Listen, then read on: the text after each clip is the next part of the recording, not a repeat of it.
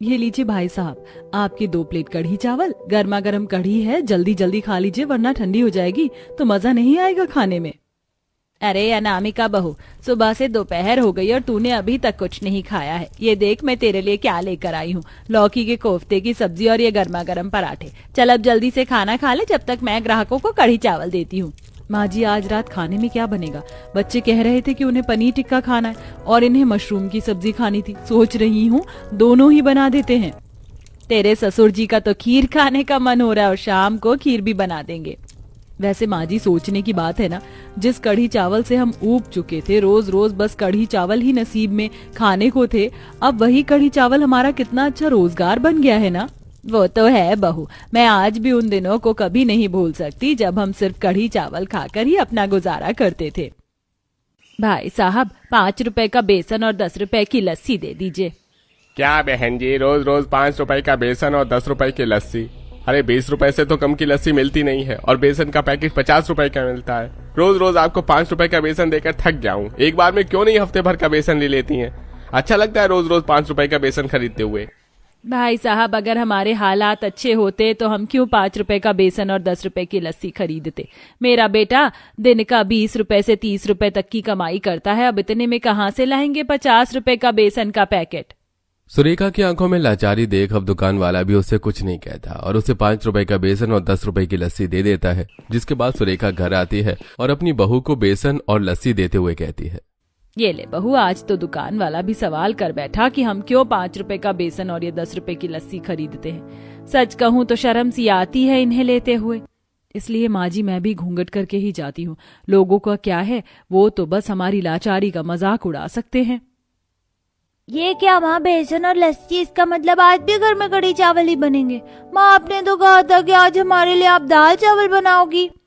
दाल के दाम बहुत महंगे हो चुके हैं, अब तो कोई दुकान वाला 20 रुपए में भी दाल नहीं देता है। खरीदो तो आधी किलो या 1 किलो। माँ जो भी हो, लेकिन हम आज कढ़ी चावल नहीं खाएंगे, हमें दाल चावल खाना है, वो भी आलू की सूखी सब्जी के साथ। रोज रोज कढ़ी चावल खाकर हम थक गए हैं। माँ, हमें दाल चावल खाने हैं, कढ़ी चावल नहीं खाना तो नहीं खाना। अनामिका अपने दोनों बच्चों को काफी समझाती है, लेकिन दोनों बच्चे जिद पकड़कर खड़े हो गए थे, जिसके चलते अनामिका को गुस्सा आता है और वो दोनों को थप्पड़ लगा देती है और दोनों बच्चे रोते हुए बाहर चले जाते हैं। जिसे देख सुरेखा, उन बेचारों को क्यों मारा? उन मासूम की क्या गलती है? माँ जी, उनकी कोई गलती नहीं है, लेकिन आप देख रही थी ना वो कैसे जिद कर रहे थे। उनको मारकर मुझे कोई खुशी नहीं मिली है, बल्कि कलेजा दुख रहा है मेरा। ये कैसे दिन दिखा रहा है भगवान, जहाँ मैं अपने बच्चों को उनके पसंद का कुछ भी खिला नहीं सकती। अनामिका अपने आंसू पोंछती है और बेसन में 10 रुपए की लस्सी मिलाकर उसमें ढेर सारा पानी मिला देती है और अब कढ़ी बनाने के लिए चूल्हे पर रख देती है। वहीं राशन में मिलने वाले चावल लेकर उसे भी बनने के लिए रख देती है। थोड़ी देर में रात होती है और अब सब लोग खाना खाने के लिए बैठ जाते हैं। कढ़ी चावल को देख सबके चेहरे से साफ पता चल रहा था कि उन्हें कढ़ी चावल नहीं खाना, लेकिन मजबूरी के चलते वो सब लोग कढ़ी चावल खा रहे थे। तभी उन्हें पड़ोस के घर से काफी अच्छी खाने की खुशबू आती है। पड़ोस वाली आंटी के घर पर बिरयानी बन रही है, बिरयानी की ही खुशबू है ना सूरज? आरती है, बिरयानी की खुशबू है। पता है पापा, इन पड़ोस वाली आंटी के घर से रोज रोज ऐसे खानों की खुशबू आती है। खाने की खुशबू इतनी अच्छी है तो खाना भी तो कितना अच्छा होगा ना। काश हम भी ऐसा खाना खा पाते, लेकिन हमारे नसीब में तो बस रोज रोज ये कढ़ी चावल ही लिखे हुए हैं। बच्चों, ऐसे उदास नहीं होते। क्या हुआ, आज हमारे पास खाने को सिर्फ कढ़ी चावल है तो क्या पता कल भगवान हमसे खुश हो और हमें खाने के लिए ढेर सारी चीज भी दे। इसका मतलब दादी, अगर भगवान जी हमसे खुश हो गए तो वो हमें छोले भटूरे देंगे और बर्गर भी। जो कहोगे वही देंगे भगवान, लेकिन उसके लिए सबसे पहले तुम्हें अच्छे बच्चे बनना है और बिल्कुल भी जिद नहीं करनी और ये सारा खाना खत्म करना है। अपनी दादी की बात सुनकर दोनों बच्चे काफी खुश हो जाते हैं और जल्दी जल्दी सारे कढ़ी चावल खत्म कर देते हैं। जिसे देख अनामिका खुश तो होती है, लेकिन उसके दिल का दुख अभी पूरी तरह से खत्म नहीं हुआ था। सुनिए जी, आप इतने दिनों से काम की तलाश में हैं, लेकिन कहीं पर भी आपको अच्छी नौकरी नहीं मिल रही है। घर में सभी रोज रोज कढ़ी चावल खाकर पक चुके हैं। मैं सोच रही थी कि क्यों ना मैं भी कहीं काम देख लूं। अनामिका, तुम सोच ठीक रही हो, लेकिन आजकल का जमाना तो तुम जानती हो ना, औरत का किसी भी जगह पर काम कर पाना सुरक्षित नहीं है। तुम फिक्र मत करो, मैं कोशिश में लगा हुआ हूं। आज नहीं तो कल भगवान हमारी सुन लेगा। संतोष की बात सुनकर अनामिका काफी परेशान हो जाती है और अब ऐसे ही हर रोज राशन में मिलने वाले चावल और 5 रुपए का बेसन और 10 रुपए की लस्सी से कढ़ी चावल खाकर इन लोगों का गुजारा चल रहा था। एक तो आप रोज रोज कढ़ी चावल बना देती हो, ऊपर से कढ़ी में एक पकौड़ा भी नहीं होता। हमारा दोस्त अजय आज कढ़ी चावल लेकर आया था, पता है उसके कढ़ी चावल कितने स्वादिष्ट थे और उसके अंदर पकौड़े भी थे। हमारे सभी फ्रेंड्स के मम्मी पापा उन्हें रोज रोज चीज खाने के पैसे देते और आप तो हफ्ते में एक बार हमें 2 रुपए देती हो, इसमें तो टॉफी भी नहीं आती है।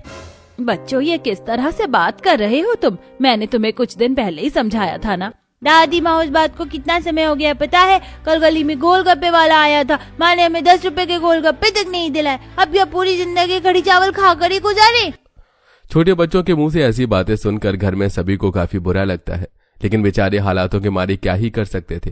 हर रोज की तरह आज भी संतोष अपने दोस्त बिरजू के साथ काम ढूंढने की तलाश में जाता है। काम ढूंढते ढूंढते उन्हें सुबह से दोपहर हो गई थी और दोनों को ही काफी जोर से भूख लग रही थी। संतोष, बहुत जोरों की भूख लग रही है, जेब में 30 रुपए पड़े हैं, चल चल कर कुछ खा लेते हैं। बिरजू को थोड़ी दूर पर ही एक कढ़ी चावल का ठेला दिखता है और वो 30 रुपए की हाफ प्लेट कढ़ी चावल ले लेता है और अब दोनों दोस्त कढ़ी चावल खाने लगते हैं। सादी सी कढ़ी और चावल के 30 रुपए, और ये तो बिना पकौड़े की कढ़ी है, जैसे मेरी पत्नी बनाती है। इतने सारे लोग इस खाने के 30 रुपए दे रहे हैं। संतोष की ये बात काफी हैरान करती है और अब वो घर आकर सारी बात अपनी पत्नी और माँ को बताता है, जिसे सुन अनामिका के मन में ख्याल आता है, अगर ऐसा है तो क्यों ना मैं भी कढ़ी चावल बनाकर बेचूं। चावल तो राशन से मिल ही जाते हैं और कढ़ी मैं हमारे खाने से थोड़ी सी निकाल लूंगी, क्या पता हमारी भी कढ़ी चावल की बिक्री हो। बात में दम तो है।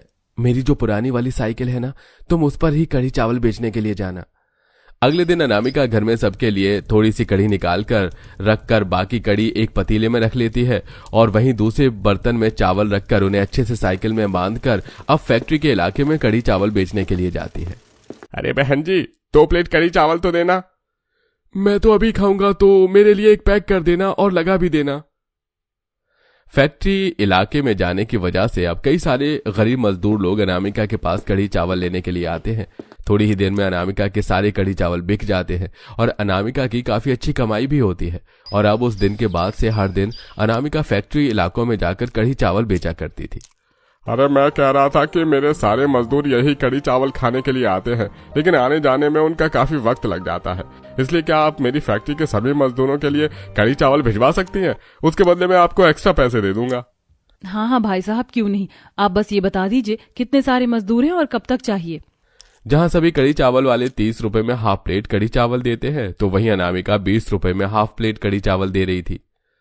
अरे एक तो 20 रुपए में हाफ प्लेट कढ़ी चावल, ऊपर से इनका स्वाद भी कितना अच्छा है। और नहीं तो क्या, मजदूरी का काम करते हैं, 20 रुपए से ज्यादा खाने की हैसियत नहीं है, लेकिन इसे खाकर तो जी भी खुश और पेट भी खुश। धीरे धीरे करके अनामिका ने काफी पैसे जोड़ लिए थे, जिससे आज वो अपने घर में मलाई कोफ्ता, मटर पनीर, पूरी, पुलाव, सेवई और अपने बच्चों के लिए पकौड़े बनाती है। न जाने कितने समय के बाद इस पूरे परिवार ने कढ़ी चावल के अलावा इतना स्वादिष्ट खाना खाया था। सभी काफी ज्यादा खुश थे। आज तो हमारे घर से भी खाने की कितनी अच्छी खुशबू आ रही है ना माँ। ये सारा खाना बहुत अच्छा बना है और ये खीर तो सबसे ज्यादा अच्छी बनी है। मुझे तो ये नमकीन सी वही सबसे ज्यादा अच्छी लगी और ये गोभी का पकौड़े भी। बहू, सारा खाना ही काफी बढ़िया बना है। अपने बच्चों के और सास और पति को खुश होता देख अनामिका भी काफी खुश होती है। और अब अनामिका धीरे धीरे अपनी कढ़ी का स्वाद भी बढ़ाती है, जिससे दिन पर दिन अनामिका के ग्राहक भी बढ़ते रहते हैं। और जल्दी साइकिल पर कढ़ी चावल बेचने वाली अनामिका अब एक किराए की दुकान में कढ़ी चावल बेचती है। जहां पहले अनामिका रोज रोज कढ़ी चावल अपने परिवार के लिए बनाती थी, तो वहीं अब रोज रोज कढ़ी चावल उसे अपने ग्राहकों के लिए बनाने पड़ रही थी। इसी के साथ अब हर रोज अनामिका के घर पर लजीज और स्वादिष्ट पकवान बनते हैं।